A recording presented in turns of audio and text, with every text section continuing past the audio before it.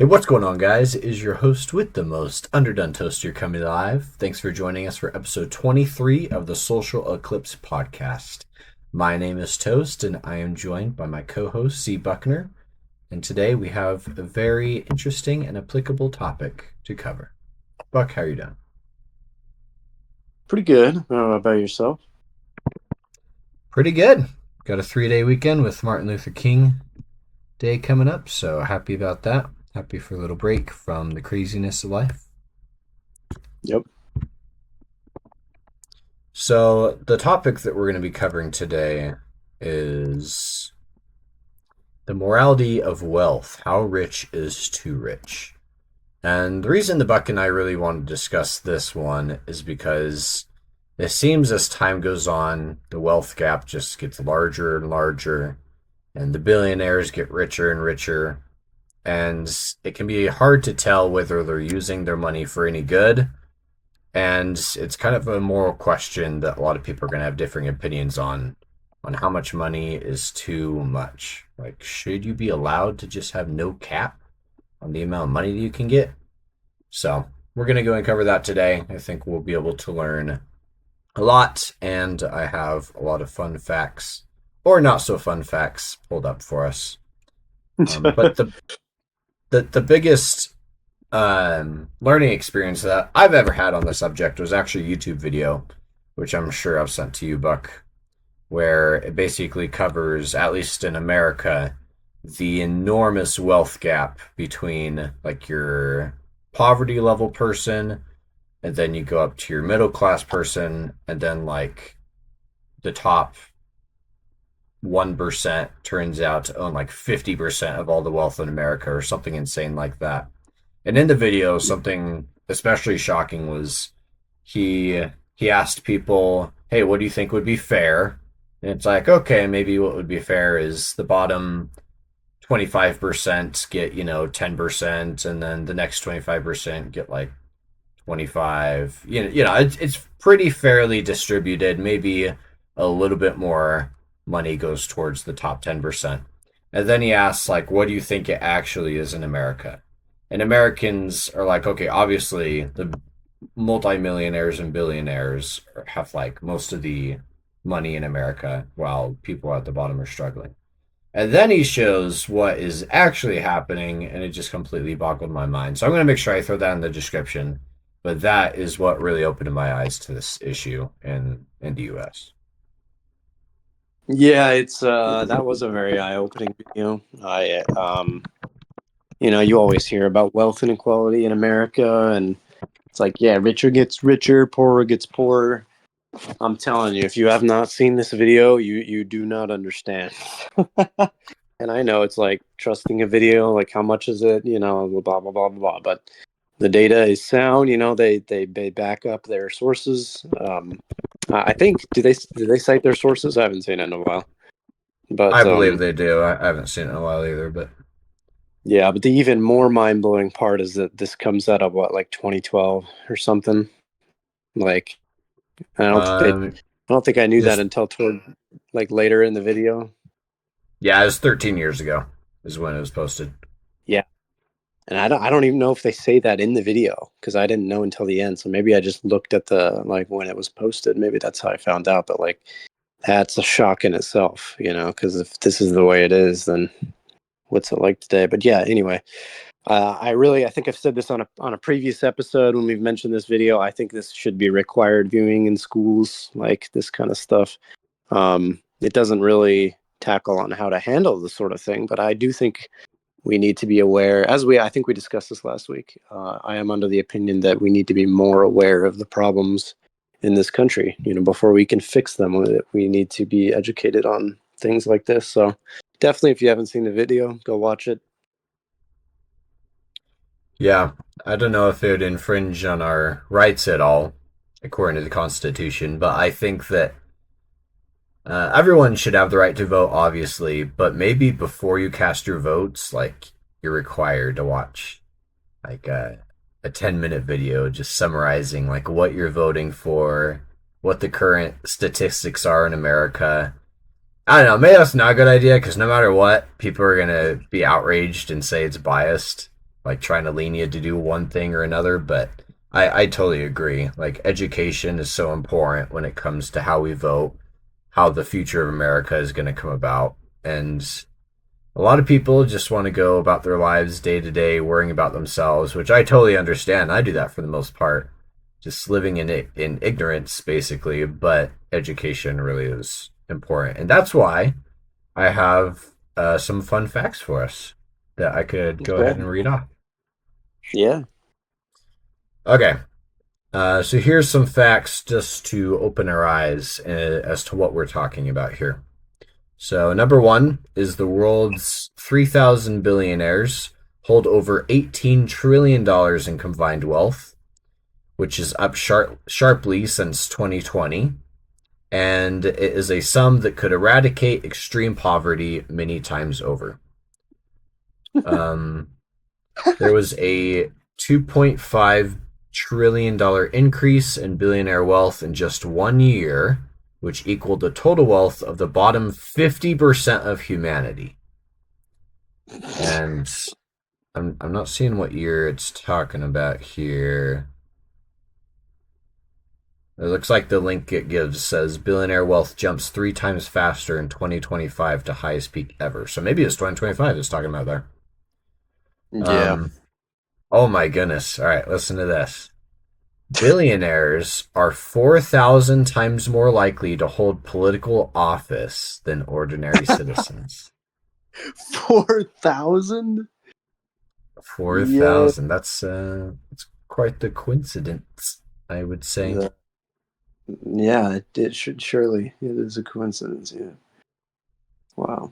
This goes back to what I was saying a little bit earlier. A handful of ultra wealthy households control as much wealth as the poorest half of all Americans.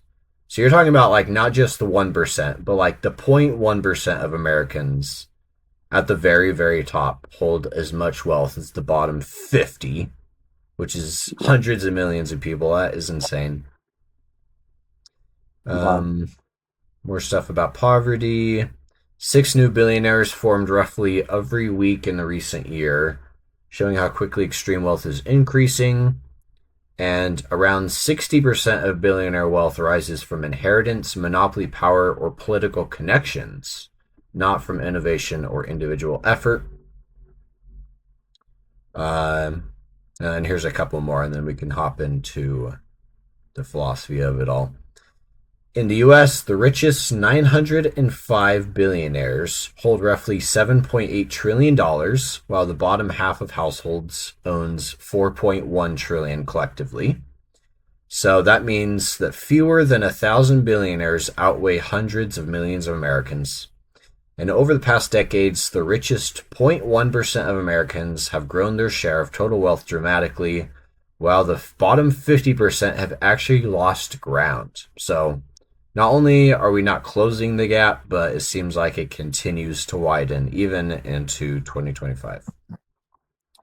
Yeah. There's a bunch more there, but I think we're getting the point across that if you look up the facts, there is a huge discrepancy. It's like we're living in different universes, us and billionaires. Like people today can hardly afford groceries. They can't afford a home most of the time. And then a billionaire has billions and billions of dollars. Like, what are you even gonna do with that much money? I don't understand.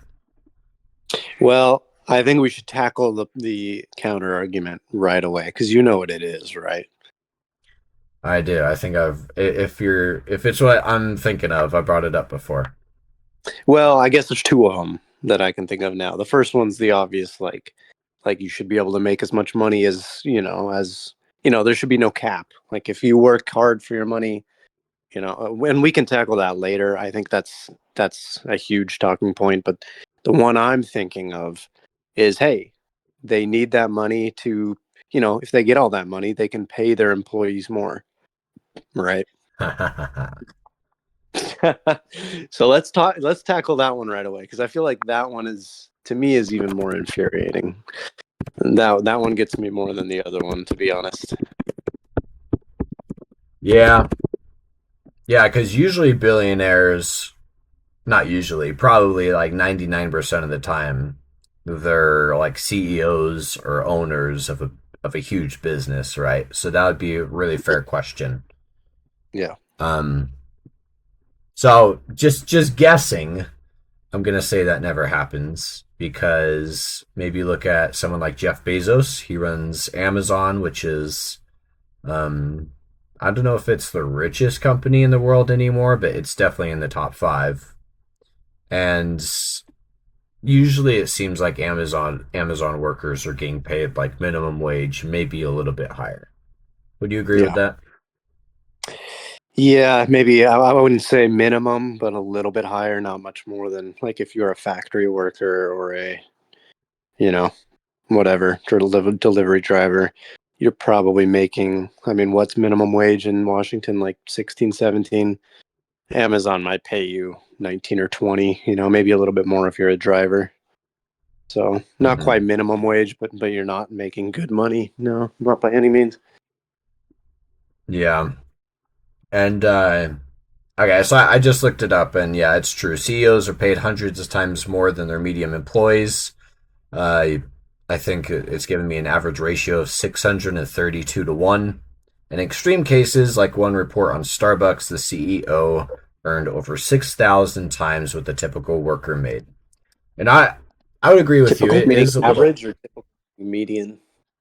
I guess either way, it doesn't I'm even seeing work. typical, so I'm assuming the people that you come across when you're like buying a frappuccino. That's what I would assume. Right, right. Um, So like the median worker, yeah. yeah, but I, I totally agree with you. It is frustrating because when you think about these billionaires, like, okay, obviously it took a lot of hard, well, sometimes it took a lot of hard work for them to get where they are, unless it was all inherited, which is very common. But Yeah. there's no way that a billionaire is working 632 times harder than the person working the cashier. I guess I shouldn't be saying See, billionaire. I should be saying the CEOs. see, I agree with you wholeheartedly. I think that stat speaks for itself. It's like there is no way that the discrepancy there is indicative or representative of the work gap, as far as effort and talent. But I'll be honest, man, I'm thinking of people who have this opinion that you know that would have these counter arguments, and I feel like they would disagree. I feel like they'd be like, oh yeah, like they're way smarter than the minimum wage worker, and like 600 times, like yeah, that's fine. Like I don't know, like it, like to us, like that's obviously a crazy number, but I don't think that statistic enough, as wild as it is going to turn heads or change hearts. Yeah, and I we shouldn't just pay attention to how much hard work you're doing because obviously, if someone's sitting in their office as a CEO all day, then you're like, oh, they're not working as hard as someone making Right. frappuccinos. But it also comes down to responsibility, right? Usually Hmm. in a business, the higher up the chain you are, the more responsibility you have, the more of a drastic effect your decisions make. And so you might say, like, hey, CEO, everything they do every day is affecting thousands, if not tens of thousands of lives. And that's why they get paid more. And I understand that point to an extent, but there has to be a cap, I feel like. You can't come up with that excuse and say that now they can make 600 times more than the average employee because of that responsibility.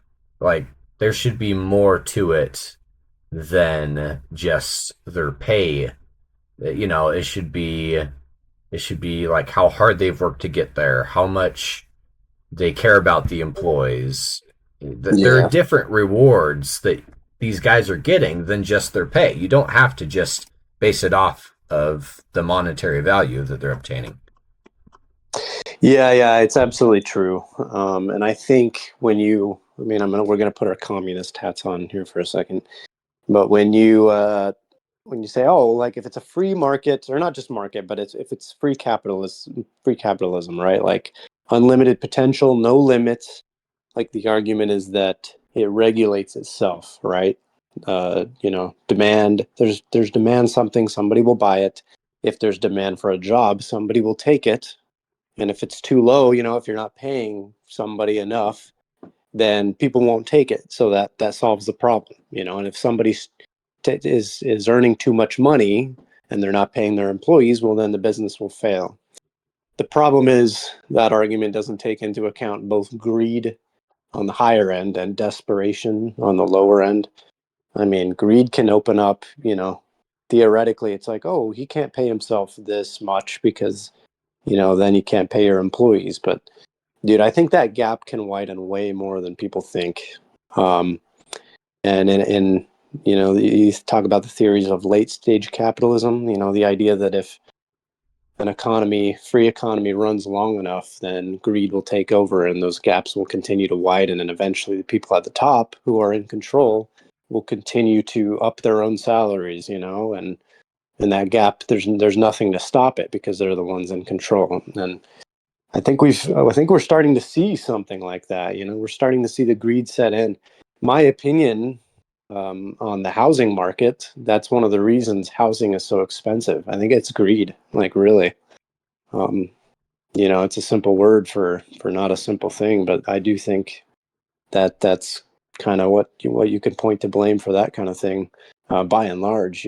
So yeah, it absolutely, there's more responsibility at the top, and there's certainly smart people there, but yeah, I know it's a complicated topic, but the fact that we're kind of just ignoring it, like it's not a problem, is the most frustrating part to me because you can't even get to fixing the solution.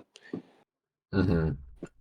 Well, yeah, this is a pretty big topic, so we could dissect it one point at Yeah. a time. Let's go back to what you were saying about greed a little bit. Okay. And just a couple minutes ago, we were saying like, hey, if somebody has $100 billion, then what do they do with all that money? Yeah. Buck, in your opinion, with someone like Jeff Bezos, where they've been the CEO of Amazon for decades now, and they're just getting richer and richer, richer, why do you think these type of people haven't retired yet? In my opinion, I think getting to a certain point of income and wealth, let's just say wealth, getting to a certain point of wealth, um, means there has to be some sort of disconnect. I'm not going to say on empathy, on paying your employees. I think that's too simple. But I do think there's a disconnect as far as how much money you're actually making and how much, because let's think about you and I, regular human beings or even poor people, you know, um, money has a lot of value, you know. I just remember as a kid when you'd go mow a lawn and get $20 and you were like, man, I'm rich. Oh yeah. Because I know you're a kid, but in a kid's eyes, $20, like I can buy this, I can buy this. Like money holds a lot of value when you put that value when in your head, $20 is a lot. But to a billionaire, or let's even say a millionaire, $20 is nothing, right? Because your standards, for what you're buying has gone up. You're looking for the next thing. I think once you get to a certain level, there's a disconnect where like money loses its value and it just becomes like, how do I get to the next step? It's almost what's the word I'm looking for? It's like a hustler mentality. It's Mm-hmm. what's the next thing? What's the next step?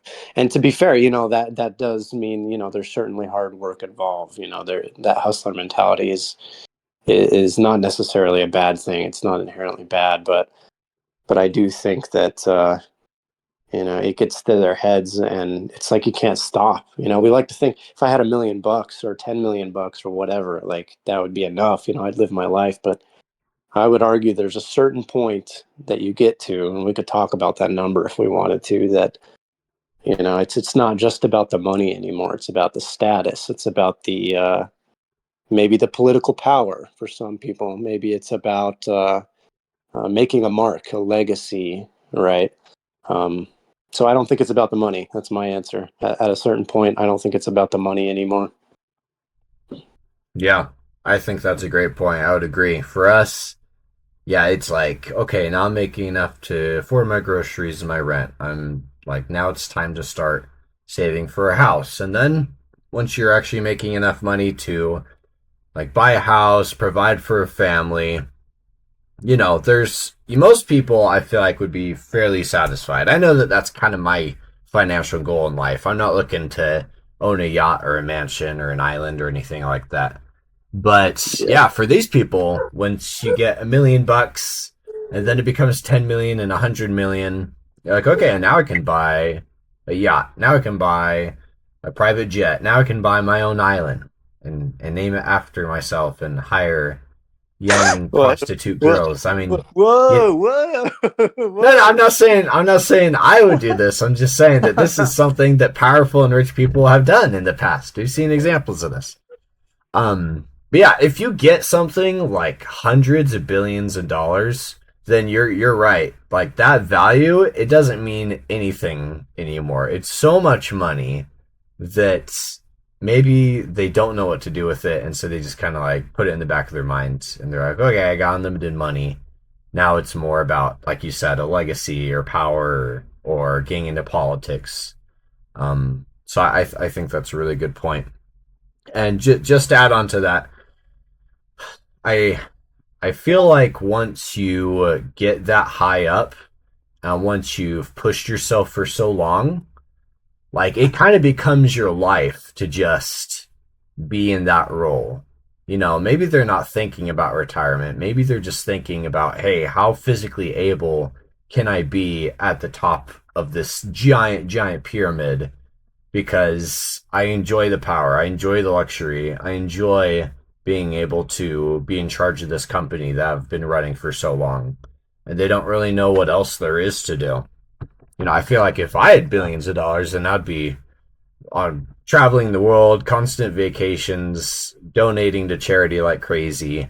But there's a difference between magically becoming a billionaire and actually having like worked throughout your life to get to that point.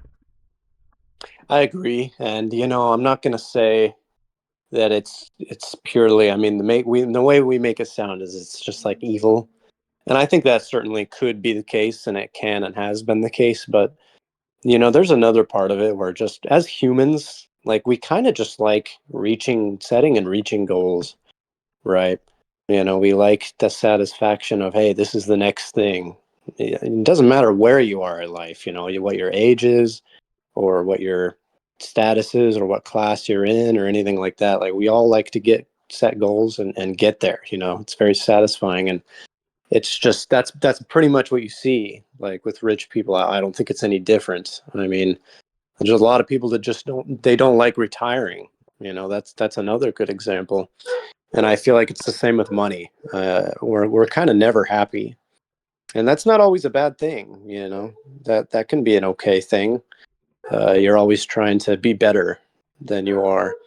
But I think when it comes to money, yeah, like it's hard because there's so many of us at the bottom that are like, man, like what could I do with just like a tiny bit of that money? And the people at the top are just like it's it's just an afterthought, and it's like, okay, what's the next step? How can I get the next $1 billion? So Mm-hmm. that's where you can get into the morality and the ethics of it. But yeah, I think there's something in us, some sort of innate desire to just be more, whether that be status or wealth, like we talked about, and that's kind of what you're seeing at the top. I mean, how often do you hear about a billionaire, a CEO, just retiring and sailing off into the sunset? I won't say it never happens, but it's rare, definitely rare.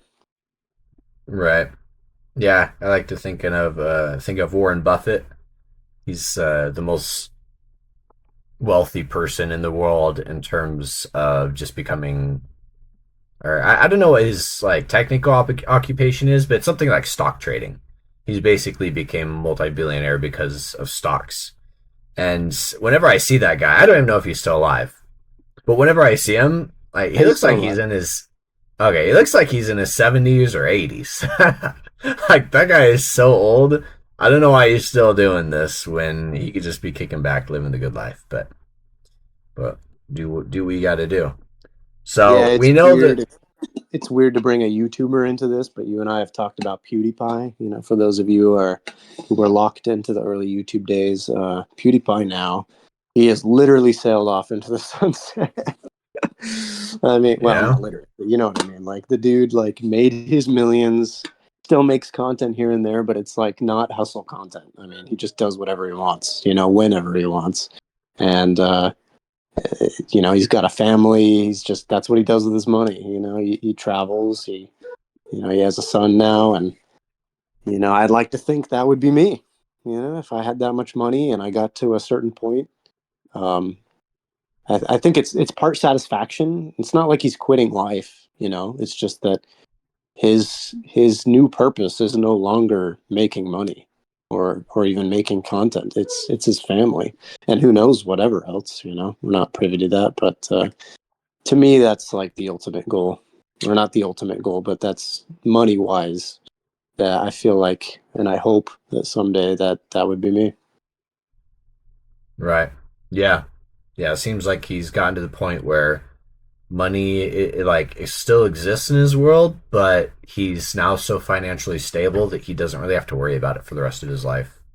And Yeah, yeah, like you said, now he's just able to like kick back, enjoy his life with his family, and I hope I would do the same thing too. yeah, So yeah. we've established that there are over 3,000 billionaires and that there's a huge inequality gap. And as we talk about it, we like to make it sound like it's not fair.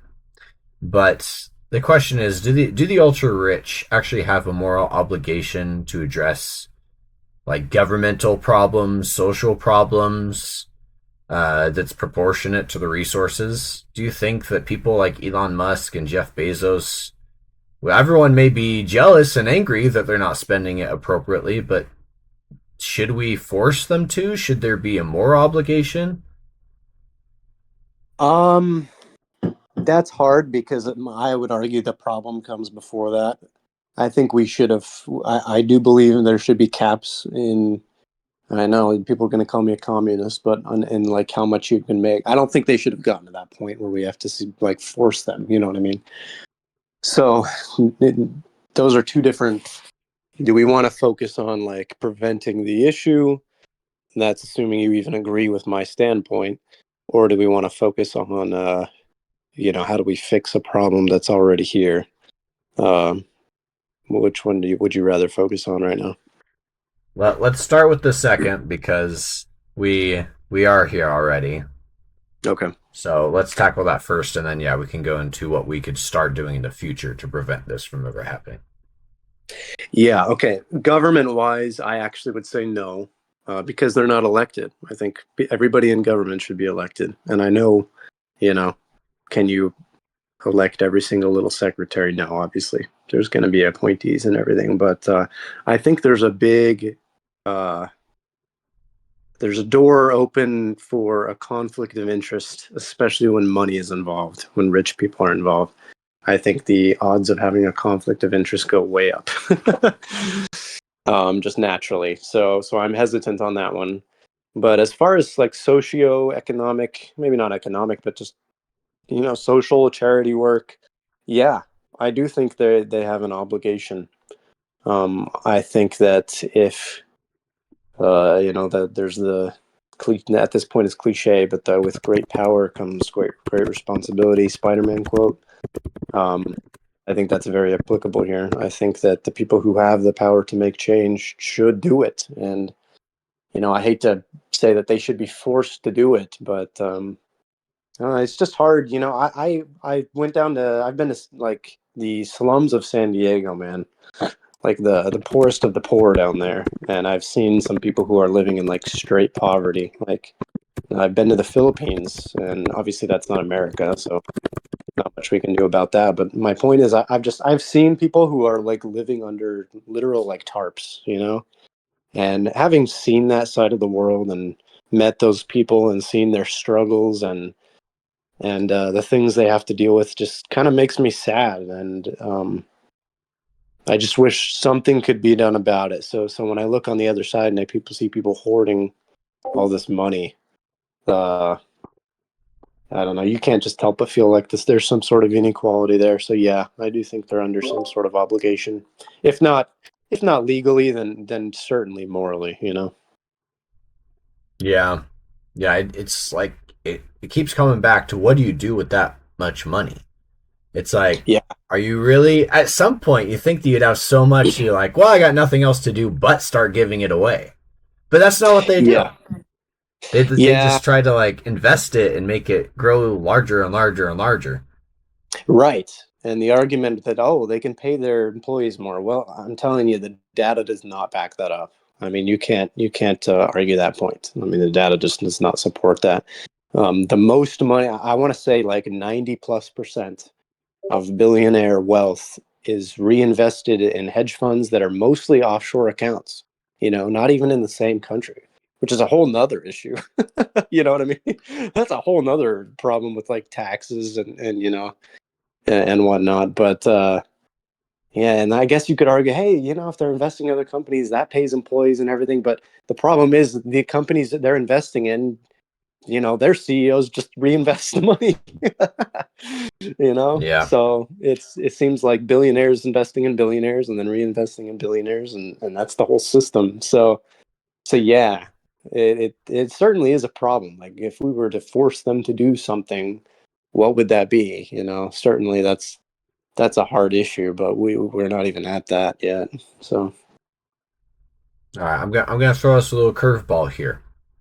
yeah, So whenever we think about these multi-billionaires, we like to think that they're the owner of a super large company or multiple, and if you went into their bank account, then you would see, $100 billion sitting in their bank account. Well, yeah, but the issue, and obviously, if it were that way, then yeah, it'd be true. Then they could just donate it all to charity, except for like $1 billion. They would be fine with $1 billion, I guarantee you. But here's the yeah, problem. So I just looked up Elon Musk because, as far as I know, he's still the wealthiest person in the world, and it yeah, says that his net worth fluctuates between 200 and 300 plus $billion. However, roughly 98 to 99.5 of his wealth is not sitting in cash. About yeah, 99% is Tesla stock, SpaceX equity, and stakes in Twitter, XAI, Neuralink, the Boring Company, and then assets often used as collateral for loans, not sold. So yeah, he is technically the wealthiest person in the world, but it's because a lot of it is because he owns so much of these large companies. And a lot of these companies, like Tesla, for example, we know that they are super, super overvalued. Like, I'm talking hundreds and hundreds of times overvalued. And that's because yeah. people continue investing their money in the company of Tesla in the stock market. So, I guess where I'm trying to go with all this is, first of all, it seems like it's not Elon Musk who has made himself this wealthy, but it's instead American investors.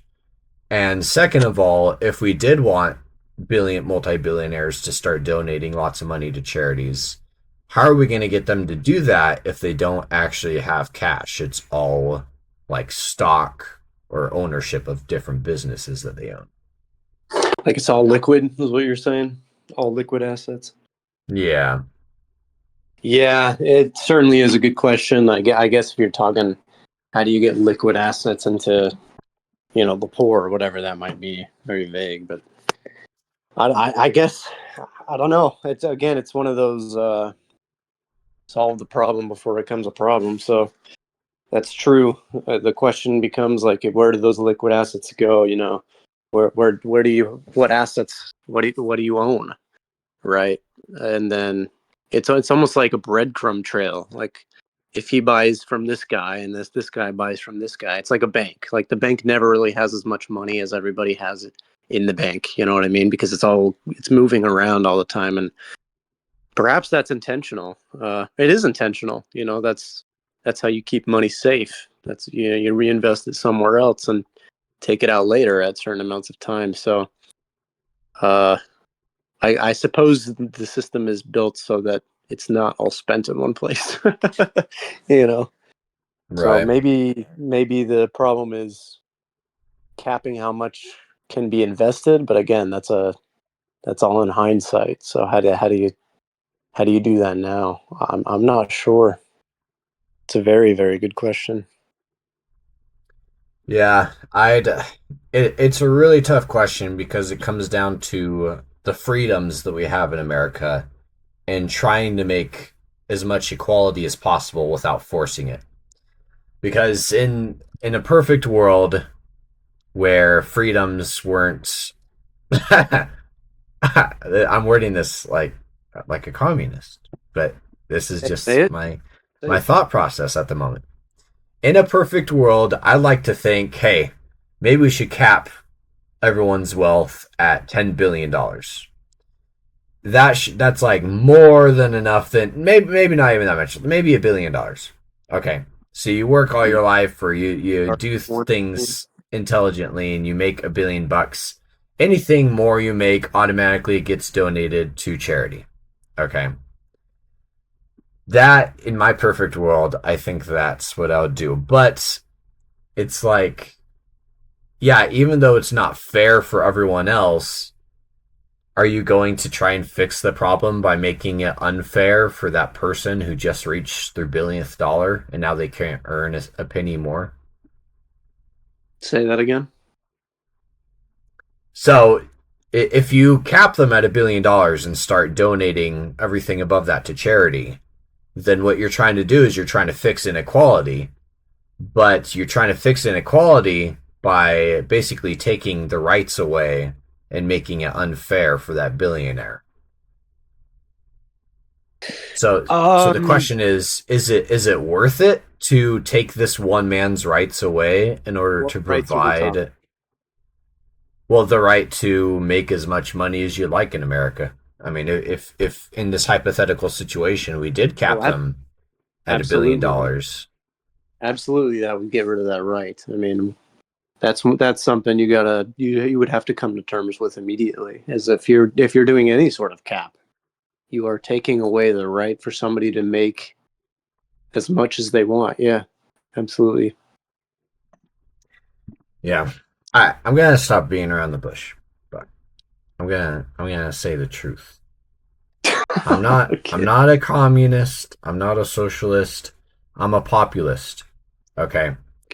So, in my opinion, we should take a vote from every single person in America. And if it's over 51%, and the vote says that billionaires should have to donate all their money except for $1 billion to charities or the poor, then I say go ahead and pass it because I am willing to take away the rights of one individual in order to feed hundreds of thousands, if not more, hungry people who are poverty stricken and desperate. Hate me, but Okay. that's my opinion. I actually would agree with you. I know we sound super communist, but I'm gonna add some caveats. Okay. In defense of the billionaires, mind you, I think we need to differentiate how much money these people are actually spending versus how much they reinvest in their companies and can invest, put in these hedge funds, whatnot. Maybe those are three separate areas, but um, a billion sounds great, but maybe we should even start thinking about different caps for like. I don't even know probably shouldn't even be a cap with how much you can like reinvest into your company. I don't see a problem with that. But it doesn't seem like the problem right now, right, is that they're not reinvesting into their company, because the wages aren't going up enough.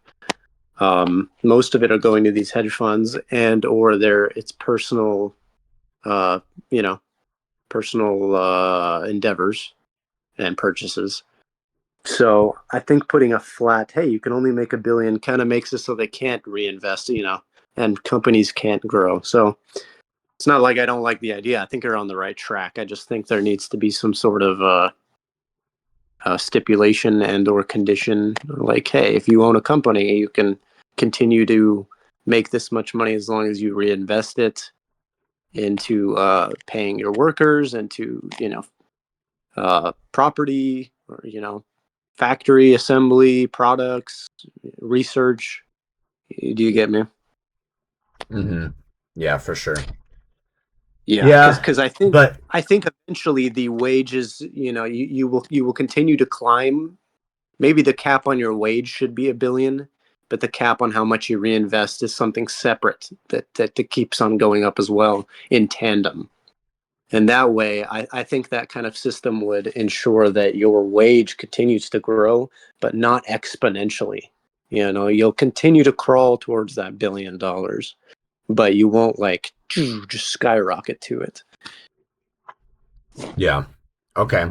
So so what if we were to change things a little bit and instead of putting just a flat cap on $1 billion, because you're right, $1 billion is a large amount to a single person, but if it's reinvested into a company like Amazon, then $1 billion is like peanuts. It's a multi-hundred-billion-dollar company. Or actually, I think it's hit $1 trillion by now. Maybe I'm thinking of Apple, but I think Amazon has too.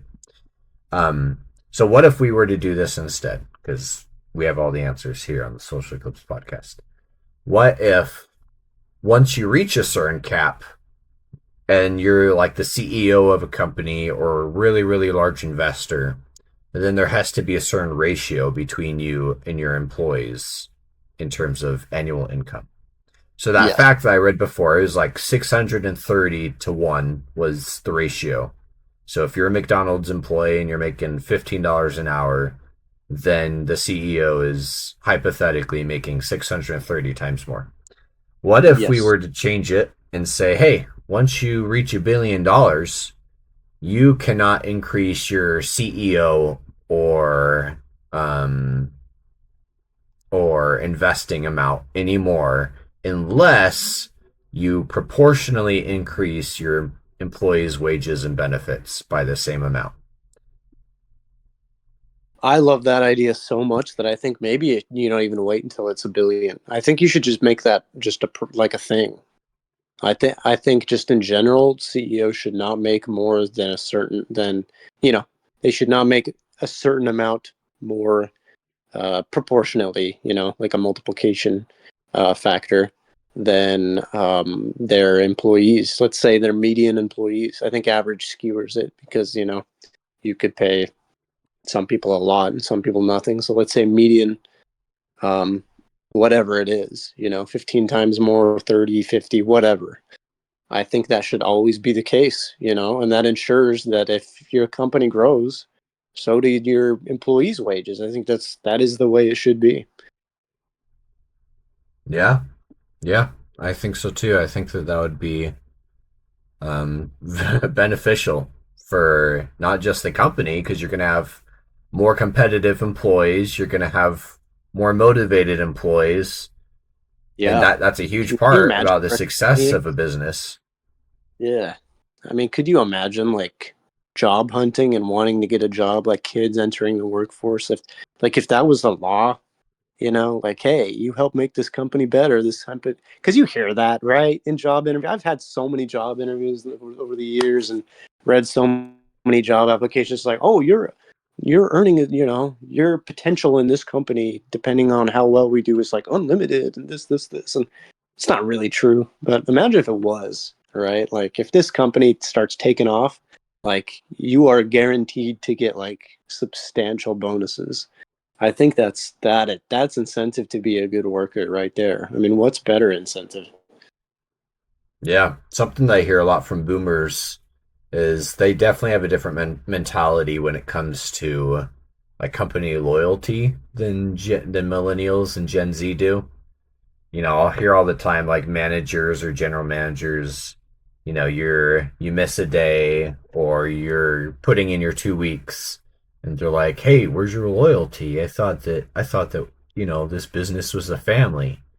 And it's like such a different mindset because This is for a family. them, That's yeah, you haven't heard crazy. that? They're like, "Hey, when you No, join our company, it's your family basically." They've probably said it in the office before, but that's um crazy, dude.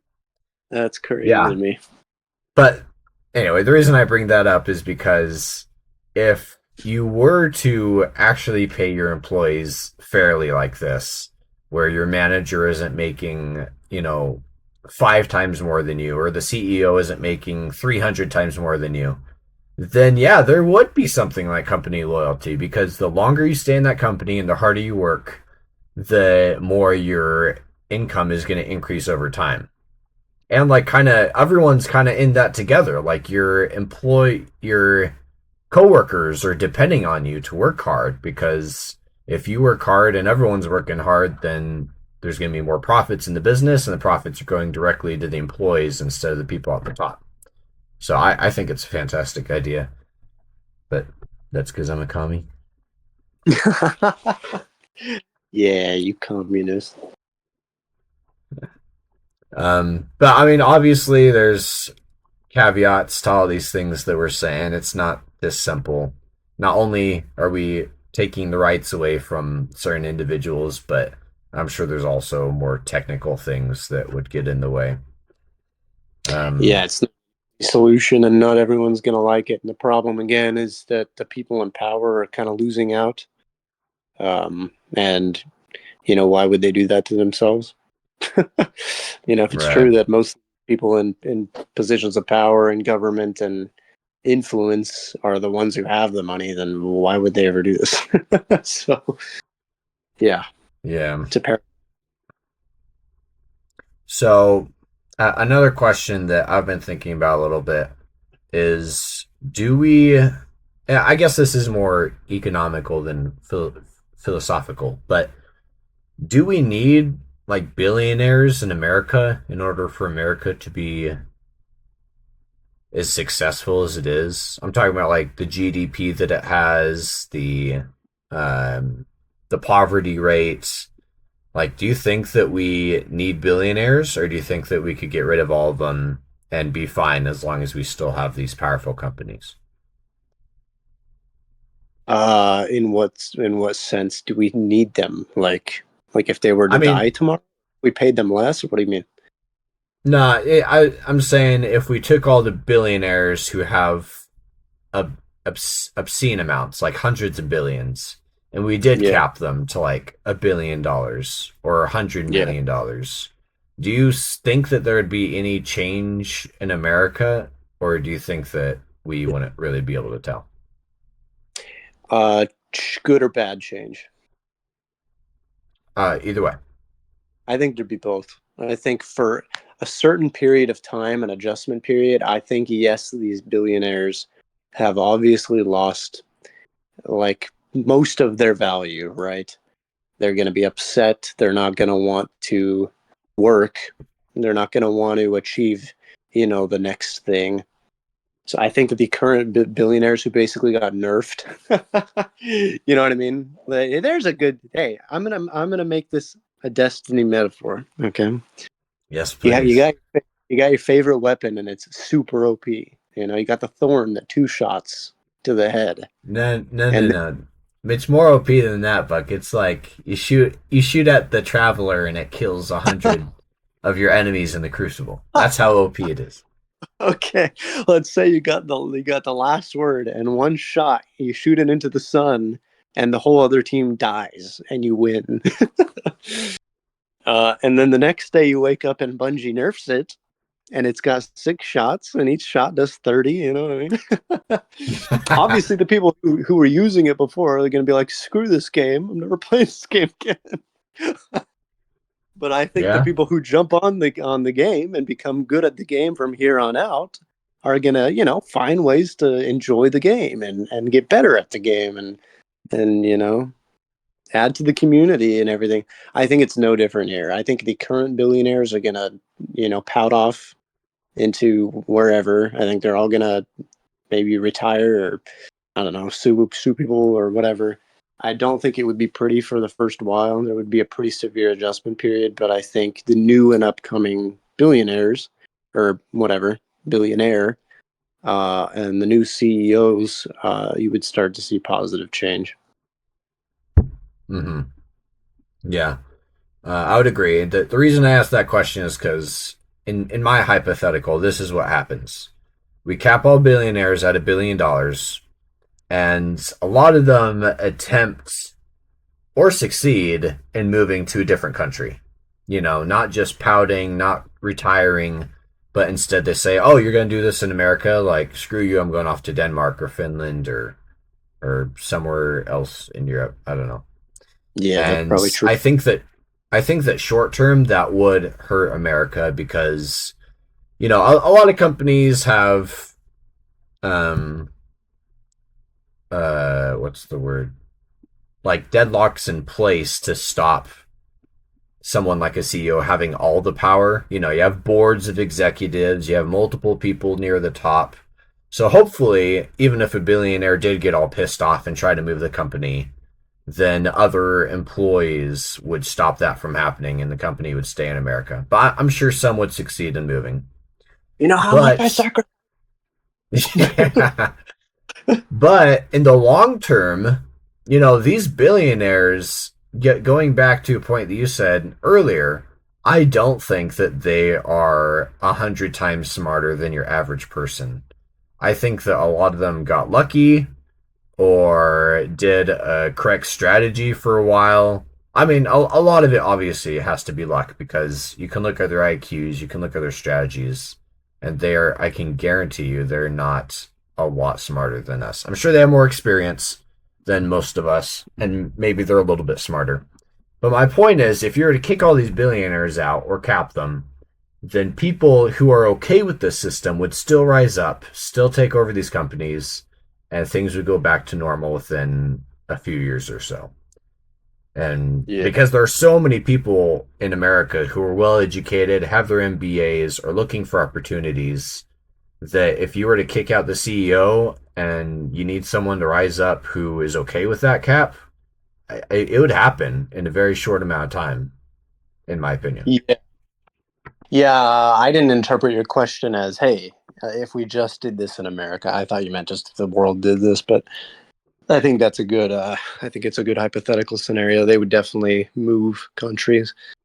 Um, but you're absolutely right. I watched that Channel 5, that Nick, whatever his name is, interview, and at some point he's like, I think Andrew asked him, "Who are the smartest people in the world?" He says, "Number one's Elon Musk." And to be fair, I think that is an opinion of a lot of people, like a lot of people, that rich equals smart. And I understand, this guy has SpaceX and everything. And, at one point I regarded him as a pretty smart guy. But to be honest with you, even if he was that smart, you bring up a good point. There's so many talent. There's so much talent. There's so many talented kids coming out of these schools. I've met some of them. I am not one of them, believe me. I am a creative guy, and by no means am I the next rocket scientist, but I have met some guys who are legitimately like super smart. My brother is going to be one of those people. I'm telling you right now. That kid is a brilliant kid, and he's going to apply to himself, go to some school, study something really sweet, and he's going to be coming out looking for opportunity. And so many of these kids are looking for opportunities, and it's just hard for them just because of the system that they grew up in and the time that they're graduating in. It's really hard for them to find opportunity, much harder than it was for some of these billionaires who are basically monopolizing all that opportunity. So it becomes like a quality quantity thing. Should one guy monopolize the opportunity of hundreds, if not thousands, of other really smart guys? Um, that doesn't seem right to me. That kind of seems like that's what's happening right now. Does he know that we have a podcast? What, Brady? No. I don't think so. No. No. Well, I was gonna say if he's a brilliant kid, then we could have him on sometime. But I thought you were talking about your other brother, Would. which is why I said that. But I No, but he would. He definitely would if I asked him. I think he'd be down. I don't hey, think I don't think my parents would appreciate him getting on the podcast. hey, I they think don't he have would. to know. They don't have to know. Yeah, but that's a good question. I'll have to think about that. But yeah, my point is, I feel like the opportunity is should be there. There should be more opportunity. I don't really subscribe to the idea that everyone in America has the same opportunity. I don't think that's true. Some people grow up in different environments, and because of money or because of class or whatever have you. I just think that those opportunities are not always there. Yeah, and I I really don't think it's that unreasonable to say to cap a single person to $1 billion. And I bet a lot of our listeners are even saying like a billion, like make it 10 million. You don't need more than that. And I think that a billion is multitudes more than enough than a single person ever needs. But at Yeah, that point, it's like you said before, money's just money. It could be $1 billion, it could be 100 billions, $100 billion. There's not going to yeah, be a huge difference. Um, and the yeah, the pro- the problem is when you've been doing something for such a long time, and especially in America where it's like embedded into the Constitution. I don't know if it's in the Constitution to say you have the right to make as much money as you want, but I'm sure something like that's in there. It's hard to change a system that's been that concrete for so long because people will say, "Hey, we've been doing it all this time and it's working fine. Like, why change things now?" But in my opinion, it has not been working, especially in the past few decades. We see the inequality gap just growing and growing. Some people are really in desperate times. Nobody can afford a house anymore. I don't think it's unreasonable at all to put a cap on billionaires. And call me a commie for that, but that's my opinion. Bernie Sanders should have won in 2016. what a plug, dude. I mean, I think it'll be interesting. The interesting thing about the time we're living in is we're old enough to kind of feel the effects of this, but young enough to see what happens. And that could mean that it just keeps going downhill for the rest of our lives. But no doubt in the next like 50 something, whatever years you and I keep living, like there will be something, whether it's bad, good, some sort of change. It's very unlikely it just keeps going the way it is right now. It's going to get worse, it's going to get better, something's going to happen, and what a time to be alive. But seems like the more research I do into it, being like our age in the 90s would have been great, dude. As far as like buying the house and opportunity, and it seemed like the 90s was kind of like the golden age of America. you know, that's when we hit our pinnacle, and we just missed it. Yeah, but there's so many memes out there of like a kid daydreaming. He's like, when my dad was my age, he had a wife, two kids, and a house, and he's working a great job. And then he thinks about his own life. He's like, I'm working at Starbucks as a minimum wage employee, and I'm never gonna be able to afford a home. oh, dude, It's like like, there's people who are like, yeah, I've seen posts and people, and they're like, man, when I was in my 20s, like I worked at like 7-Eleven, and I could pretty much afford a house, a small house. It's like, man, that's crazy. yeah, wow. like Like, mailmen used to afford houses, trash collectors used to afford houses. Like, it oh yeah. really was. And nowadays, it seems like you need both spouses working, which means that the kids are in daycare and aren't with the kids as or aren't with their parents as much. Or maybe that's why people are having less kids these days, is just because it's so expensive. But yeah, it's definitely changed. The American dream, I hate to say, has been diminished in my opinion, if not gone.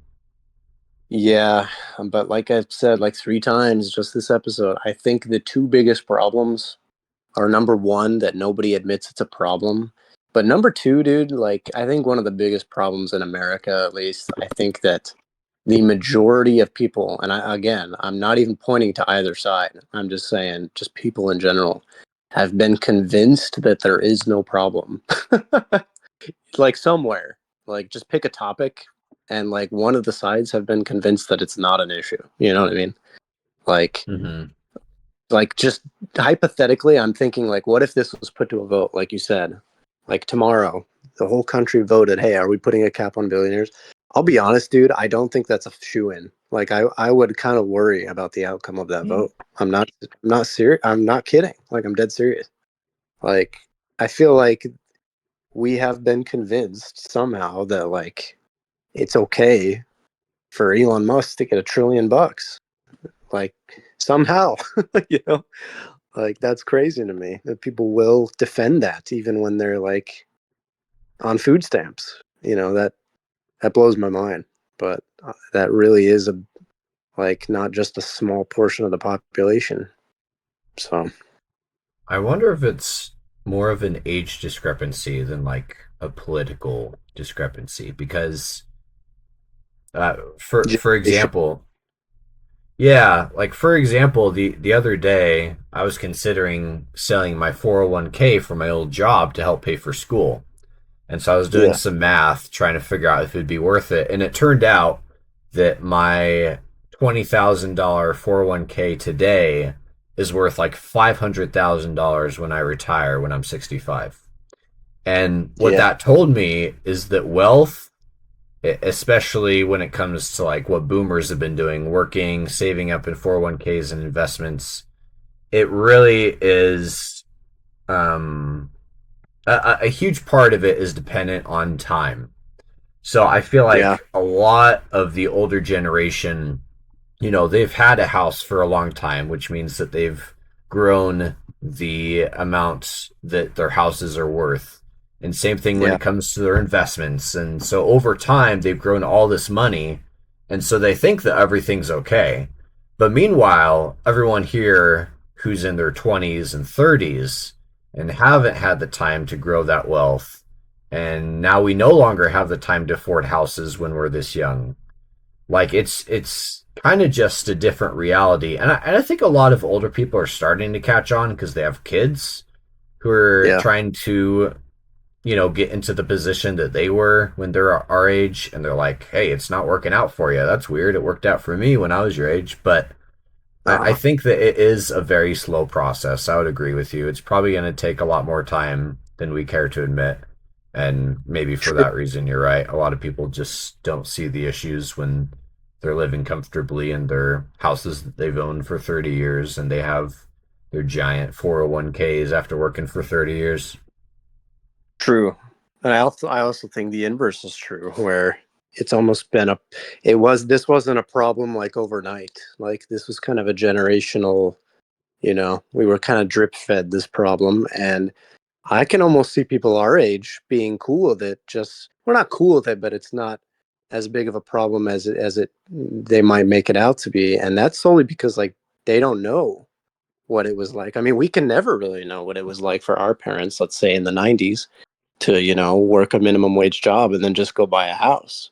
I mean, can you imagine if like the generation today, like that was a thing, like we were all buying houses, everything was fine, and then overnight the market just crashed and we couldn't do that? Like you better believe there'd be an uproar. Like not even a crash, but like if it just went to the way it is now, like today, just everyday life, you better believe that more people would be like, what happened? Like this is terrible, this is atrocious, what's going on? I can't afford anything. And the reality is that is the way it is now, comparing it to what it was 30 years ago. But because there's a 30-year gap, this is all that kids know, right? And you can tell them all you want, like, hey, it used to be this way, it used to be better, but like they haven't experienced that, right? So it's not visceral for them. So we're just trying to make the best with the situation we got. This is our normal. So I guess we'd rather learn how to be okay with it. Maybe that's easier than actually fixing the Yeah. problem. And I know that my frame of reference a few years ago was, hey, I'm not going to whine and complain because I know that for our parents it took them decades to get where they are, and so it's just like, we just got put in our time. But as time has gone on and I've learned more and educated myself more, I'm seeing no, like it's not just because we're lagging on time. It's because housing market costs have risen far faster than incomes have. It's because inflation has risen at an increasing rate that was unheard of in the 80s and 90s. And it's because the inequality gap just continues to grow larger and larger. So it's not like we're exactly where our parents were 30 years ago. It's a completely different world that we're living in.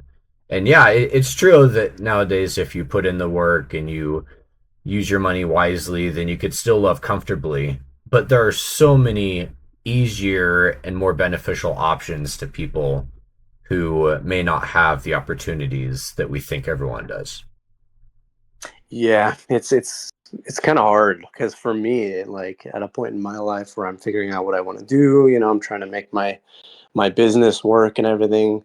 It's almost like my dream, like my ambitions, and you know me, I'm a pretty ambitious guy.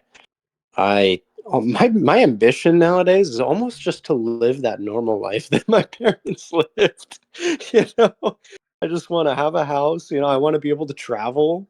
I want to. If I choose to have kids, I just want them to be healthy and happy and everything. Like it's not like, oh man, I want to be super uber rich and like, I mean, it might have been like 5 years ago. It's like, yeah, I want to be rich, but like, to be honest with you, man, it's not. That's almost like an added bonus if I get there. And it's almost like I'm just trying to keep my head above water, which is not really motivating to begin with. And yeah, I don't know. I don't know what to do about it other than keep going, right?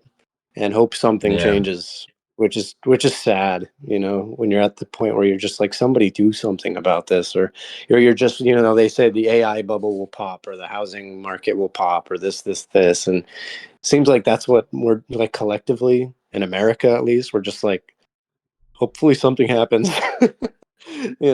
Whatever it is, because clearly electing someone in office, I mean, we've gone back and forth on Democrats, Republicans, and this guy, that guy for the past like decade, and it doesn't seem like we made any improvements, there. So as far as affordability, so that's not going to fix it. So yeah, it does kind of seem like we're in a place where we just kind of hope things get better. I don't know if there's anything we can do about it. Yeah. I it goes back to maybe it's more of an age thing than a political party thing. Yeah, Um, I know that the mayor of New York City, he, I mean, especially the right has deemed him as like a socialist communist. And then I know that there's a lot of higher ups in the Democratic Party who have frowned upon him, like Cuomo, which was his opponent. But yeah. he makes so many good points whenever I listen to him, and he has a lot of different opinions than I do on some things. But because I think it's because of his age, I think that he like understands a lot of people who are younger because of his age, which is like kind of not a good thing because that means that nothing's gonna change until people our age are in power, which does take a lot of time and a lot of Uh, effort. But uh, at the same time, it is a little flicker of hope. Like, hey, maybe we just gotta wait, keep pushing, and eventually, 2 or 3 decades from now, it's gonna be our generation who's in power, and we'll actually be able to make the differences that need to be made for our children. Because the boomers by don't care about the, their children. by the time we're already almost dead and we can't enjoy our lives Yeah, anymore. basically. Dang, dude. I'm telling you, man. I just I don't think it should be a crazy dream to want to own a house. I don't think it's crazy to just want to travel. I don't think it's crazy to want to get an education, and yet for so many people, like these are not just dreams, but they're like, you know, it's like it's not even reality. Like, where's the opportunity? Yeah, I'm not saying it's yeah, not there. Of course, we're privileged, and we live in a country where, yeah, like you can make something of yourself, and that's certainly not impossible. Um, like I said, I've been to third world countries where it's quite literally impossible. Like it can't be done. So we definitely sound like privileged, and I don't want to come across as ungrateful or whatever. But I also think that if we don't start calling out problems when we see them, they're just going to compound, and then we're going to lose these freedoms. We're going to lose these opportunities, and they're going to slip through our fingers, and they'll be too far gone. So I don't think it's a problem to call out things as you see them. yeah. No, I agree. Yeah, hopefully something changes, but it just takes one small step at a time, like making a podcast about it. Yeah, I'm doing my part. yeah, that's right. That's right. You know, if I get the big enough following on my YouTube channel, go subscribe, Z Buckner. Maybe I'll run for president. Maybe, maybe, Yes. maybe I can make some differences. Yes. I would vote for you, Buck. Thank you, thank you. All right. My Well, first we should probably policy is that they make Destiny 3, and if it's bad, they get in prison. executions are coming back. Yeah, Public if it's executions. bad, then there will be public executions once more, and then they will make a 4, Destiny 4, and we'll keep going until we get a good one. I like the sounds of that. Yeah, All that's how we right. fix this. Well, we want to thank all of our listeners for all of your support. Also, thank you so much for all the comments that you leave down Yeah, below. I was talking to Buck a few days ago, like, because one of his videos went viral. Again, yeah, like you said, go check it out. Zia Buckner on YouTube. But it's not the monetary value that we're appreciating from YouTube. It's not the fame or the ladies. It's none of that. It is the reading the yeah, comments just gives us so much enthusiasm and respect, and we just appreciate it. So keep leaving those comments below. What was your favorite part about the podcast? What do you guys want to hear next? Um, Also, go check out our sponsor, Skittles, skittles.com. Code this week is inequality for 1% off. And yeah, I think that about wraps it up for this episode.